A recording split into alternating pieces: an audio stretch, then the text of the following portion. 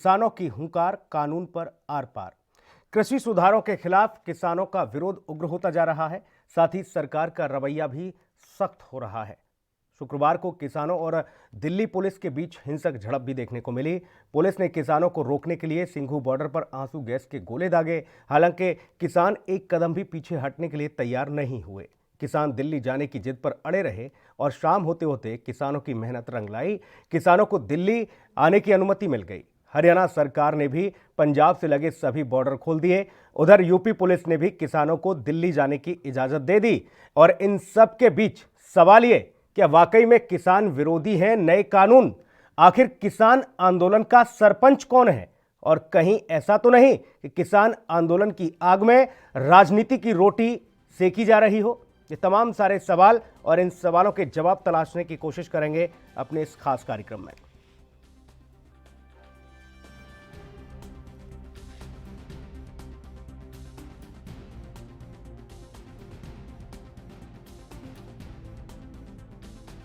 तो पैनल में खास मेहमान हमारे साथ जुड़ चुके हैं। भारतीय जनता पार्टी का पक्ष रखने के लिए देवेंद्र प्रमुख हमारे साथ हैं। देवेंद्र जी, बहुत स्वागत आपका। साथ ही कांग्रेस का पक्ष रखने के लिए कांग्रेस नेता अनुज आत्रे भी हमारे साथ फोन लाइन पर मौजूद हैं। अनुज जी, आपका भी बहुत स्वागत। धन्यवाद। अनुज आत्रे जी, सबसे पहले आप ही से जानना चाहूंगा, क्या वाकई में ये नए जो कानून हैं ये किसान विरोधी हैं? देखिए, ये निश्चित इसमें किसको शक है कि ये किसान विरोधी नहीं। जो ये तमाम किसान, हजारों की संख्या में किसान इतनी भीषण ठंड में और पुलिस के डंडे, आंसू गैस, पानी की ठंड में बौछार, सबको झेलते हुए, कटीले तार, लाठी चार्ज, ये सब झेलते हुए।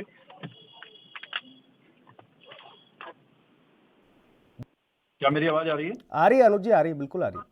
तो देखिए, जो लोग जो जो प्रोटेस्ट कर रहे हैं, जो लोग इसमें विरोध कर रहे हैं, तो ये किसानों को कहीं ना कहीं इसमें अपना अहित दिखाई दे रहा है। आज किसान को इतना जो है ना समझ नहीं समझना चाहिए। किसानों को पता है कि किस कानून के तहत उनको जो है सुरक्षा मिली हुई थी और किस कानून जो ये लेकर के आए हैं, इन्होंने अच्छे से अध्ययन किया है। आपसे और हमसे ज्यादा ये जो लोग जमीन पर काम करते हैं, जो लोग व्यवसाय कर रहे हैं, जो लोग कृषि करके व्यवसाय से जुड़े हैं, किसानी कर रहे हैं, उनको उनको जमीनी समस्याओं से वो अवगत हैं कि इस बिल के आने के बाद कहीं ना कहीं वो एक जमींदारी प्रथा जो किसी जमाने में हुआ करती थी, अब फिर से वो पूंजीपतियों के जो है हाथों में गिरवी रखे जाएंगे। मनमाने दामों पर उनसे पूंजीपति उनसे उनकी फसल खरीदेंगे और अपने मनमाने दामों में बेचेंगे। आज सरकार की तरफ से जो एक थोड़ी बहुत सुरक्षा एक जो मिली हुई थी, जो एक व्यवस्था बनाई गई थी हमारी सरकार के द्वारा, जिसको धीरे धीरे इनको ध्वस्त कर दिया है भारतीय जनता पार्टी की सरकारों ने, आज उसी के तहत जो है किसान निश्चित तौर पे अपने आप को जो है छलावा महसूस कर रहे हैं, अपने आप को कमजोर महसूस कर रहे हैं और वो भय की स्थिति में है। लेकिन सरकार तो कह रही है कि किसानों के लिए ऐसा कानून इससे पहले न आया भारत देश में और न कोई रहा। हम तो ऐसा कानून लेके आए हैं कि किसान अब बदहाली के आंसू नहीं बहाएगा, किसान की जिंदगी बड़ी सुदृढ़ हो जाएगी, बशर्ते आप लोग उन्हें बरगला रहे हैं। इस किसान आंदोलन के बीच आप लोग अपनी राजनीतिक रोटी सेक रहे हैं। देखिए, हमने कौन होते हैं बरगलाने वाले? ये तो किसानों का आंदोलन है। और अगर बरगलाना था तो ये पूछी में क्यों इनके सबसे पुराने सहयोगी दल थे अकाली दल, और वो क्यों बीच रास्ते में छोड़ करके उनको इनसे समर्थन वापस लिया? क्या उनको भी किसी ने बरगला दिया था? लेकिन ये भारतीय जनता पार्टी एक जिद के तहत ये किसानों को बर्बाद करने के लिए और अपने चहेते पूंजीपतियों को उनको लाभ पहुंचाने की नीयत से ये जो कानून लेके आए हैं, जो ये न्यूनतम समर्थन मूल्य की जो बिल्कुल ही प्रथा खत्म करने की ओर ले आ रहे हैं, मंडी व्यवस्था को खत्म करने का काम कर रहे हैं, वन नेशन वन मार्केट का जो है सरकार ने प्रॉमिस किया था, लेकिन खुद ही अब वन नेशन और दो मार्केट के लिए ये इन्होंने नींव रख दी है कि एक मंडी की व्यवस्था जिसमें कि सरकार की तरफ से अब कोई भागीदारी उसमें नहीं रहेगी और एक पैरेलल प्राइवेट मंडी। ठीक है, आ गई आपकी बात, आ गई अनुज जी। कुल मिलाकर ये कि किसानों के लिए ये जो कानून है ये वाकई में किसानों को गर्त में ढकेलने वाले कानून हैं और किसानों को मजदूर बनाने, अपनी ही जमीन पर मजदूर बनाने वाले ये कानून है आपके मुताबिक। अनुज जी, देवेंद्र प्रमुख जी, आवाज मिल रही है आपको?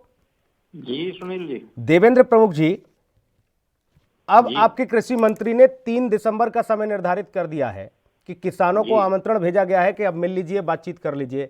भाई, यही आमंत्रण पहले 3 महीने पहले से जब किसान जो है अपने अपने इलाके में प्रोटेस्ट कर रहा था, पंजाब में रेल रोकी जा रही थी। आप जानते हैं बखूबी रेलवे ट्रैक पर किसान था। 13 किसानों की अब तक जान जा चुकी है। हाईवे टोल नाके पर सब कुछ व्यवस्था देखी गई, वहां पर किसान अब डेरा जमा दिया, दिवाली उनकी वहीं मनी। तब ये व्यवस्था नहीं हुई। अब जब दिल्ली पहुंचने पर आमदा हो गया किसान, तब 3 दिसंबर के लिए तारीख निर्धारित की गई। सुनील जी, सबसे पहले मैं क्लियर कर देना चाहता हूँ। देखिए, ये जो 3 दिसंबर की तारीख है, ये आज जो ये काम हो रहा है ना, जो आज किसान इकट्ठा हुआ है और जो दिल्ली में घुसने की कोशिश कर रहा है, इससे पहले तय कर दी गई थी।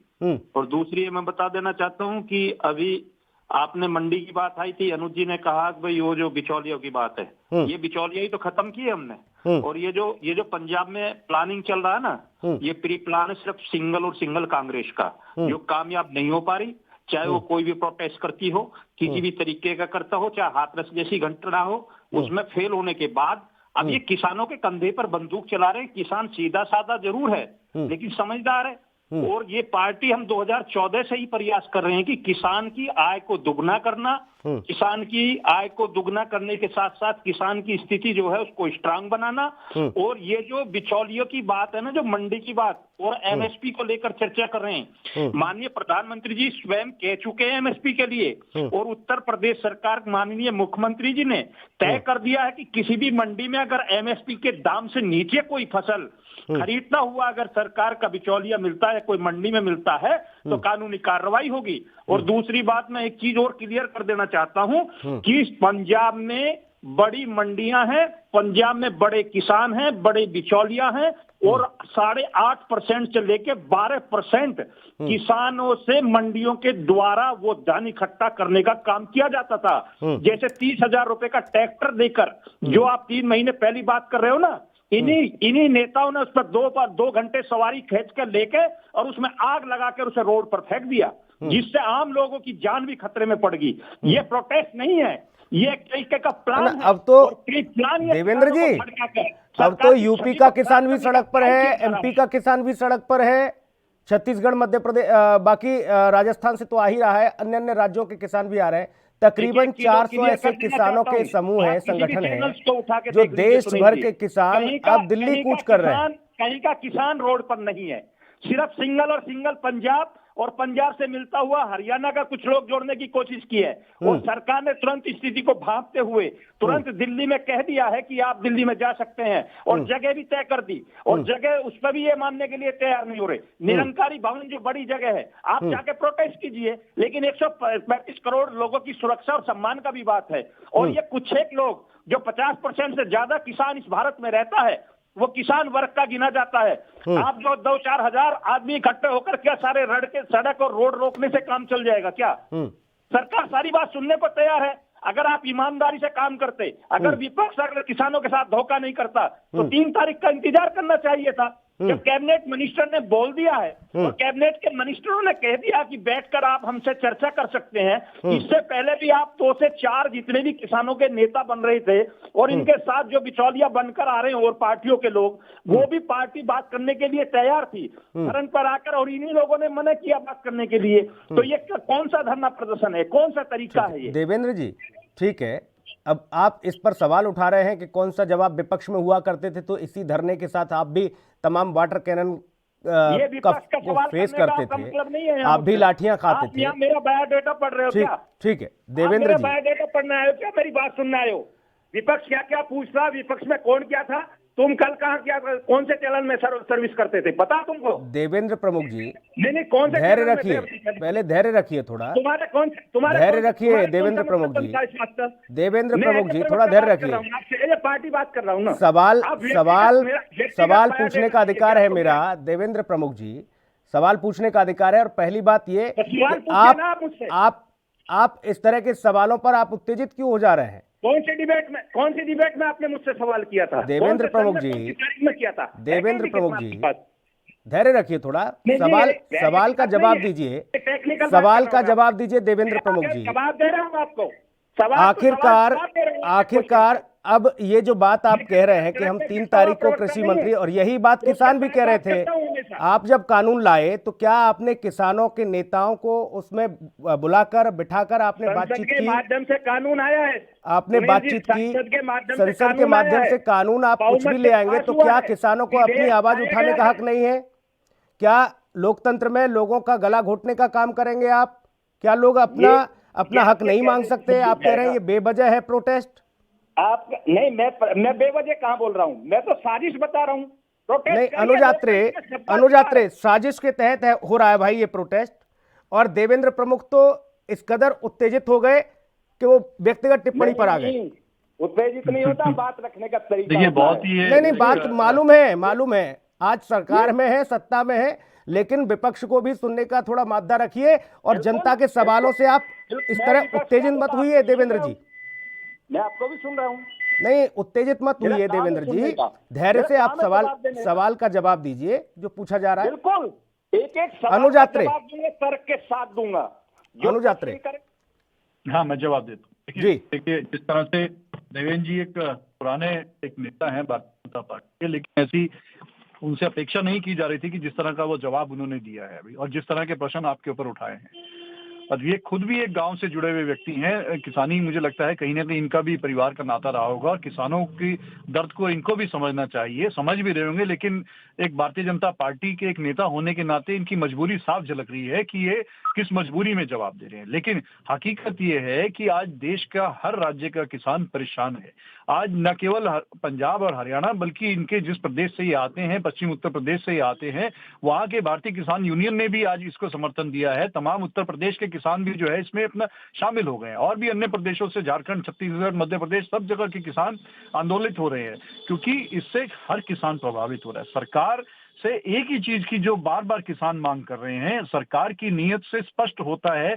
मुंह जमानी तो बोलते हैं कि एमएसपी नहीं खत्म होगी, अगर वो मांग की जा रही है कि आप इसमें प्रावधान डाल दीजिए, एक अध्यादेश ले आइए और कह दीजिए कि कोई भी पूंजीपति, कोई भी कॉर्पोरेट घराना किसान की फसल को अगर एमएसपी से कम दामों में खरीदेगा तो उसके खिलाफ कड़ी कार्रवाई होगी। लेकिन सरकार उसको कानून में नहीं शामिल करना चाहती। इससे सरकार की नीयत पे शंका हो रही है किसानों को और किसान इसीलिए सड़क पर उतरे हैं। और देखिए मजे की बात यह है कि कितना कृषि मंत्री जी के लिए आज किसान और भारतीय जनता पार्टी की सरकार के लिए किसान कितने अहम है कि किसान सड़कों पर लाठी खा रहे हैं, पिट रहे हैं, अन्नदाता को जो है आज आतंकवादियों की तरह पीट रहे हैं। लेकिन उनसे मिलने के लिए एक हफ्ते बाद का समय सरकार दे रही है।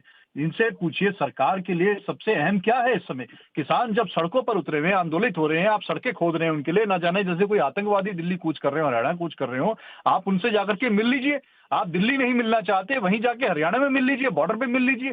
क्या कृषि मंत्री के पास इतना समय नहीं है कि जब किसान इसमें त्रस्त हो रहे हैं, परेशान हो रहे हैं 2 महीने से? प्रमुख कह रहे हैं कि ये तो साजिशन कराया जा रहा है भाई, पंजाब में आप लोग साजिशन करा रहे हैं। शांतिपूर्वक किसी को कोई दिक्कत नहीं आई। किसान को आप इतना अपराधी मानते हैं या कितना आप उड़दंगी मानते हैं? देखिए ये वही किसान है जो आप पंजाब के किसानों पे आरोप लगा रहे हैं। जब 2 महीने ये पंजाब में शांतिपूर्वक बैठे, कोई वारदात, कोई घटना नहीं हुई है हिंसक, लेकिन जब हरियाणा पहुंचे और दिल्ली आ रहे हैं तो क्यों हिंसा हो रही है? तो इसका मतलब कहीं ना कहीं आपकी तरफ से प्रोएक्टिव उनको उकसाया जा रहा है और आपके शरारती तत्व उसमें घुसे हैं ताकि उनको बदनाम किया जाए और उनके ऊपर आपको मौका मिले लाठीचार्ज करने का।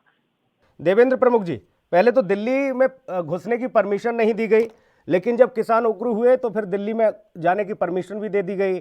आपकी हरियाणा सरकार ने भी सभी बॉर्डर खोल दिए, यूपी पुलिस ने भी कह दिया कि नहीं जाइए दिल्ली।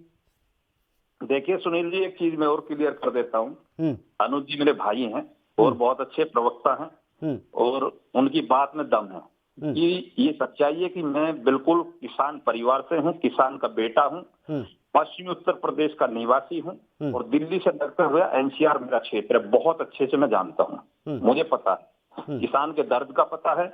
लेकिन मैं एक चीज और क्लियर कर देता हूँ कि इस देश के आज जो माननीय प्रधानमंत्री हैं वो भी किसान के ही बेटा है, इस प्रदेश के जो मुख्यमंत्री है वो भी किसान के ही बेटा हैं और आपसे लेकर मैं और भाई अनुज तक जितने भी हम लोग हैं, मैं पहले बता चुका हूं अपनी बात में कि 50% से ज्यादा देश की आबादी का लोग किसी न किसी रूप में आज भी यथावत स्थिति में किसान खेती खलियार से अपना गुजारा भत्ता अपना परिवार चलाता है और शहर की 30 से 35% की आबादी को छोड़ दो, बाकी 65% जो देश की आबादी है वो ग्रामीण देहात पिछड़ा वर्ग जो किसान से संबंधित में निवास करती है। किसान में भारत की आत्मा बसती है, भारत के लोकतंत्र की आत्मा बसती है। और दिल्ली की बात आपने उठाई कि ये पहले ही परमिशन क्यों नहीं दी गई, मैं ये कह देना चाहता हूं कि सरकार कहीं नहीं रोकना चाहती थी। सरकार को एक दिक्कत थी, एक परेशानी थी। जब किसान दिल्ली में आना चाहता था तो किसान में जी महासंकट है ना, वैश्विक बीमारी, इसका भी बड़ा संकट है। इसके बारे में भी सोचना बहुत जरूरी है। आज आपने सुना है 47,000 केस जो है पूरे देश में आए हैं और दिन प्रतिदिन ये आबादी बढ़ती जा रही है। दिल्ली आज टॉप पर है। ये सुरक्षा किसकी जिम्मेदारी है? ये सुरक्षा भी आज की सरकार की जिम्मेदारी है। आज सरकार को सारी चीज सोचनी पड़ती है। लोकतंत्र में सबका अधिकार है। प्रोटेस्ट करिए सब। चलिए और कुछ बारीकियों को भी समझूंगा इस कार्यक्रम के माध्यम से देवेंद्र प्रमुख और अनुज आत्रे जी, क्योंकि ये भी कहा जा रहा है कि देखिए आप लोग इस पूरे प्रोटेस्ट को षड्यंत्र करार दे रहे हैं, तो दूसरी तरफ हिटलर शाही बताई।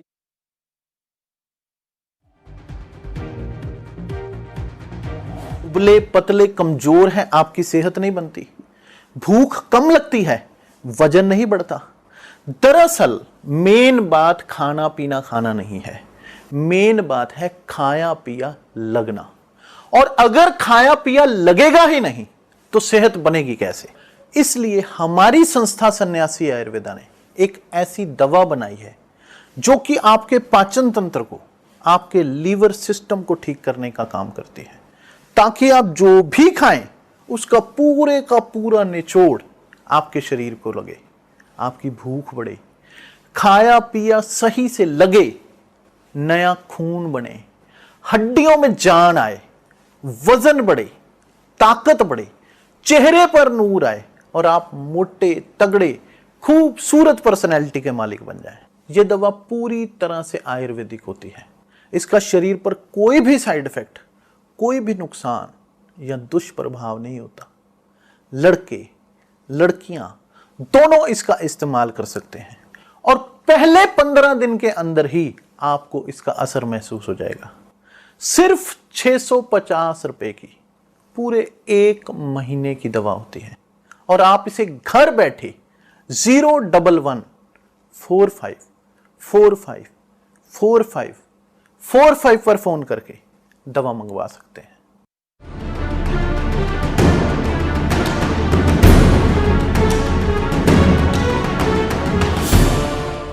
एक निजी यूनिवर्सिटी का काला सच, BTech, MTech, BBA, engineer teacher बनाने का काला खेल। 5000 बच्चे हो चुके हैं शिकार। 300 से ज्यादा कर्मचारी मिलकर दे रहे हैं अंजाम। नेपाल से लेकर रवांडा, अफगानिस्तान से लेकर केन्या, हर जगह मौजूद यूनिवर्सिटी के दलाल कैसे देते हैं अपने कारनामों को अंजाम। जल्द करेंगे बड़ा खुलासा, दिखाएंगे आपको पूरा सच। ऑपरेशन फेक गुरुजी, सिर्फ एएनबी न्यूज पर।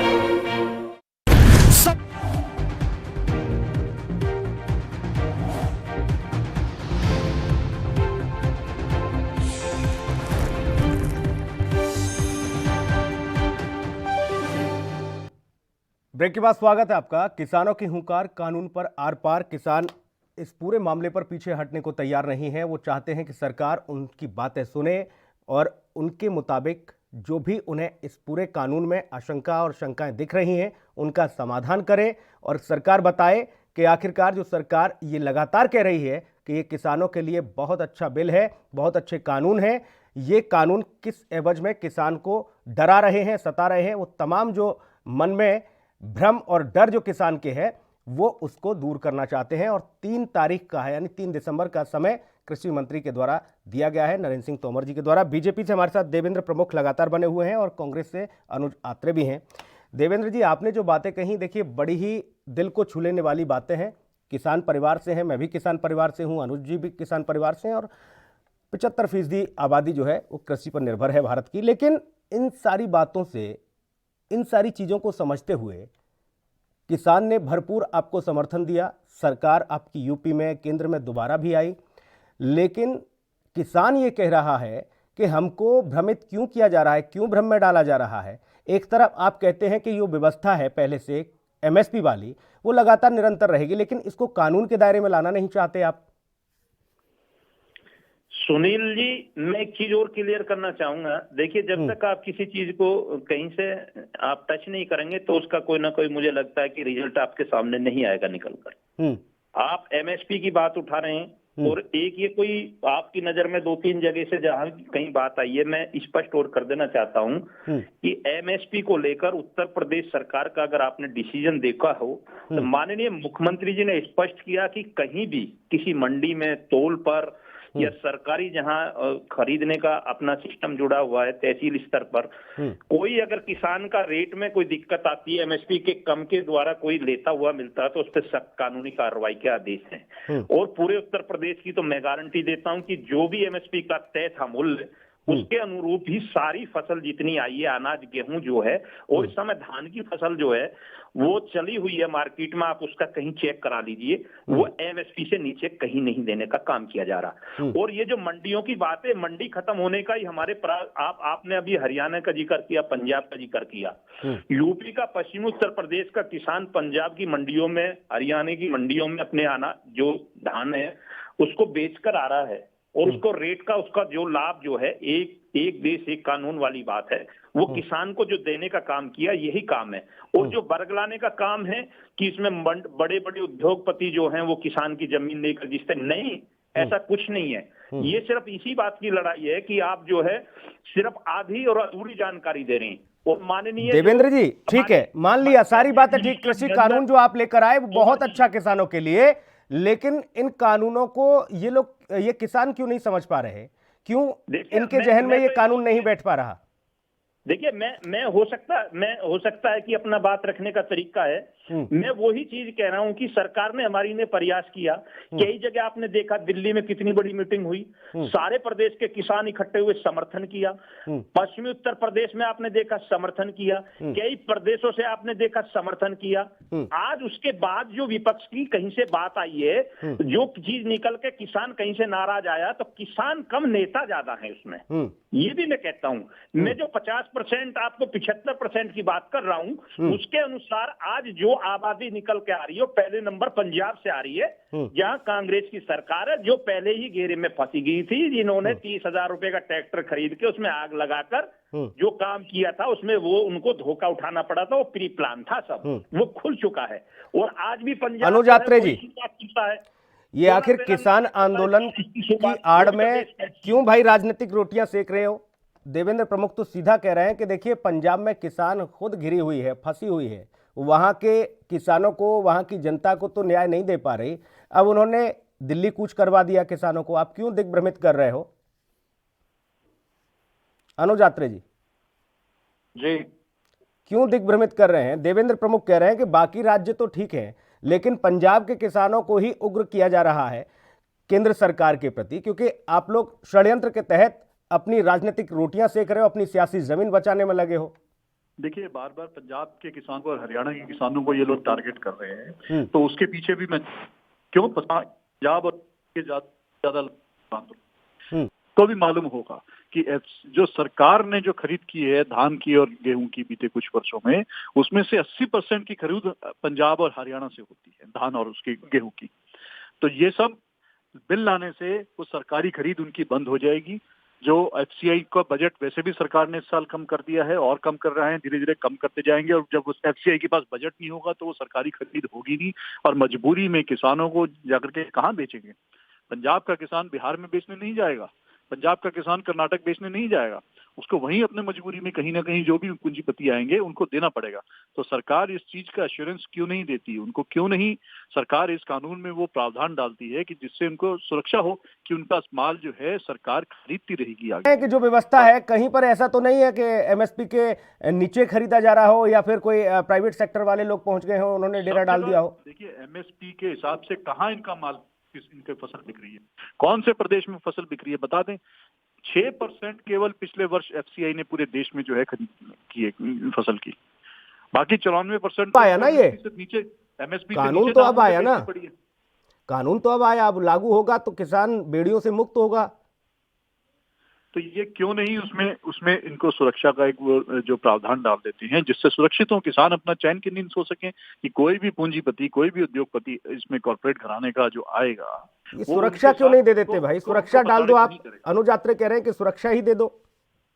नहीं जी, मैं एक चीज और क्लियर कर देना चाहता हूं। देखिए, किसान की बात हो रही है, यहाँ अगर थोड़ा सा आप राजनीति और पार्टी से हटके बात करेंगे तो ना मैं तो कहता हूं कि राजनीतिक उस दायरे से थोड़ा ऊपर उठकर किसानों के मसले पर, इस गंभीर विषय पर चर्चा हो।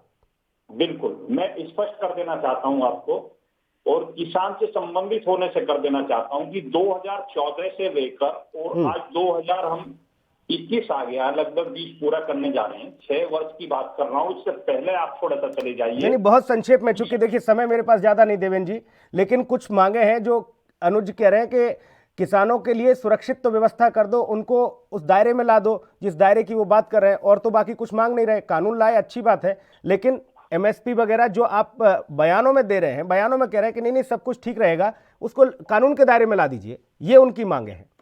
सुनील पौरुष जी, मैं आपको आश्वस्त कर रहा हूं, अनुज जी को भी बता रहा हूं कि ये खेल ज्यादा दिन चलने वाला नहीं है। सरकार इसमें स्पष्ट है, वचनबद्ध है। जिस भी तरह से किसान का भला हो सकता है वो सारी चीज की जाएंगी, निश्चित की जाएंगी।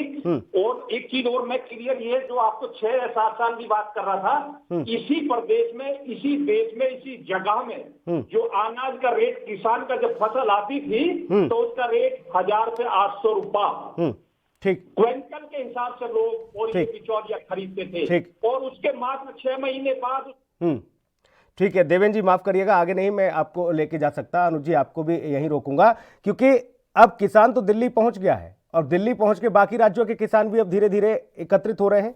3 दिसंबर का समय निर्धारित किया गया है, आमंत्रित किया गया है किसान नेताओं को कि आप आएं और बातचीत करें। देखना यह है कि वाकई में किसानों की समस्याओं को समाधान होगा, जो किसान लगातार सड़क पर और दिल्ली पहुंचकर अपनी आवाज बुलंद कर रहे हैं, या फिर इस बार सरकार इन किसानों को जो इस कानून को समझ नहीं पा रहे उनको समझाने में कामयाब हो जाएगी, या फिर वाकई में कुछ बदलाव होगा। ये बड़ा ही दिलचस्प होगा। और देखना यह भी होगा कि 3 तारीख से पहले किसानों से मुलाकात होती है कृषि मंत्री की, जो वो लगातार मांग कर रहे हैं। बहुत शुक्रिया देवेंद्र जी और अनुज जी, बहुत धन्यवाद आपका जोड़ने के लिए। इस खास पेशकश में इतना ही, नमस्कार।